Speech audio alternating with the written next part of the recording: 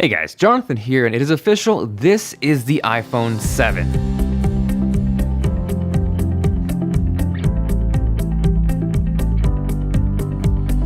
So I just got back from the chaos that was the Apple event, got a chance to see Timmy take the stage, and surprisingly announced that Apple partnered with Nintendo to bring Mario to the iPhone, which was awesome. But more importantly, there were two brand new iPhones announced, the iPhone 7 and 7 Plus. There was a ton of information and a lot to digest, so I'm gonna break it down into 10 things to know before buying.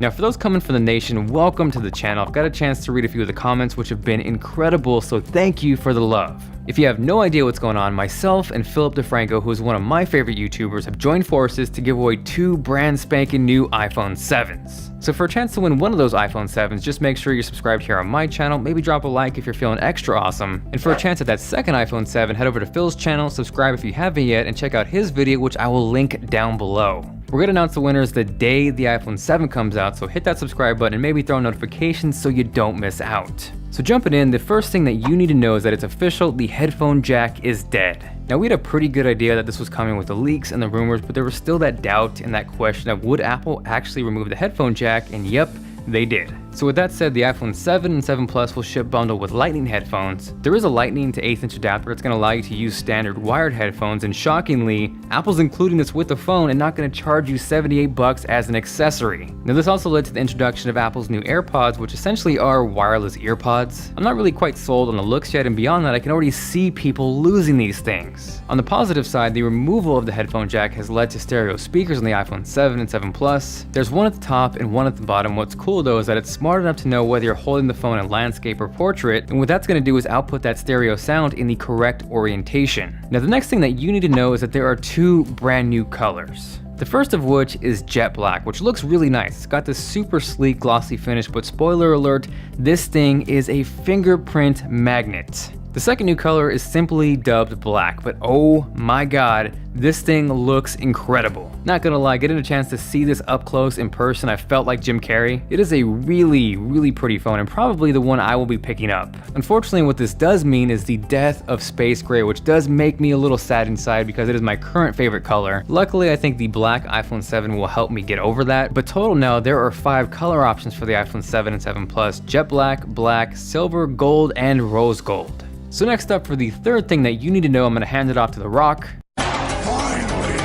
The iPhone 7 is water resistant. Now yes, I know this isn't new, it's not revolutionary, and there are other phones that are capable of this, but if you're an iPhone user, this is fantastic news. Next up, the fourth thing that you need to know is that there is a brand new home button. So this is very similar to the MacBook trackpads, where you're not actually physically clicking a button, and what's actually happening is underneath through a Taptic engine, it's actually simulating a click. So the best way I could describe this over video is if the iPhone 7 were turned off and you press the button, nothing is gonna happen. Now getting a chance to check this out in person, it definitely was a little weird at first, but the more and more I used it, the more comfortable I felt. And as far as how it works on the MacBook, I am a huge fan of that, so I think it's a very positive thing for the iPhone 7. So following that, the fifth thing that you need to know is that the iPhone 7, or rather what's inside the iPhone 7, which is the A10 Fusion chip, is fast AF. Now this is a quad-core chip, but the way Apple explained it, it's more so a pair of dual-core processors, one high-performance pair and then one low-performance pair that switch off back and forth depending on how you're using your phone. Regardless though, it is 120 times faster than the original iPhone. It's rocking a 6-core GPU, and getting a chance to see gaming and graphics up close and personal, it looked really good. What's also cool is obviously it is going to be faster than the previous A9 processor, but what's awesome is that it's doing this at 2/3 less power. So next up at number 6 is that the camera should be insanely good. With the iPhone 7, you're getting 12 megapixels on the back and 7 on the front. What's awesome though is the iPhone 7 now includes optical image stabilization, which was something missing on the iPhone 6s and 6. I got a chance to briefly check that out, and it wasn't the craziest environment, but it did seem to work really well. On top of that, you get an f1.8 aperture, quad LED flash, and while it really wasn't the best environment to actually take pictures, getting a chance to look at some of the pictures that were supposedly taken on the iPhone 7, those looked really good.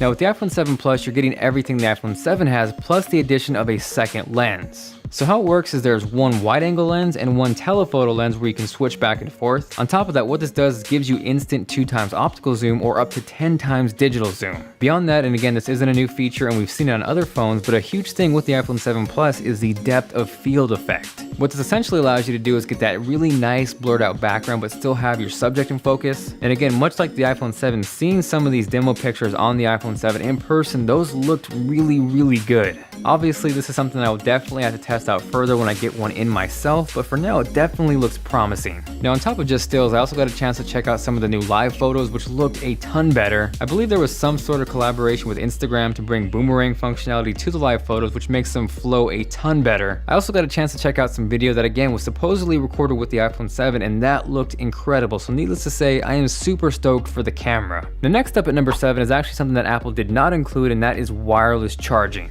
All the rumors about the headphone jack, the water resistance, the colors, those were all spot on, but the speculation about the iPhone 7 charging wirelessly didn't happen. The next up at number 8 is the fact that the screen is better, but it's the same resolution. Both the iPhone 7 and 7 Plus are 25% brighter and offer a much wider color gamut, and don't get me wrong, these look really good in person, but the resolution has remained exactly the same. The iPhone 7 is rocking a 4.7-inch 1334 by 750 display, while the iPhone 7 Plus keeps the same 5.5-inch 1920 by 1080p display. There really wasn't any expectations for a higher resolution display. I kind of hoped Apple would surprise us, but as of now, we're not going to see anything higher resolution until the next iPhone in 2017.